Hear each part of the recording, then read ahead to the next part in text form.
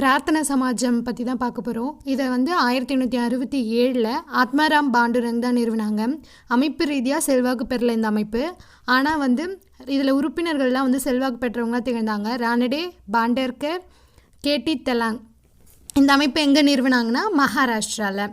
இதோட பணிகள் என்னென்னா, பெண்கள் தொழிலாளர்கள் கல்வி கொடுக்கறது, சமபந்தி விருந்து, ஜாதி மறுப்பு திருமணம், விதவை மறுமணம் பண்ணுறது, அடுத்து பெண்கள் தாழ்த்தப்பட்டோரின் மேம்பாடு, இதிலெல்லாம் அவங்க கவனம் செலுத்துகிறாங்க.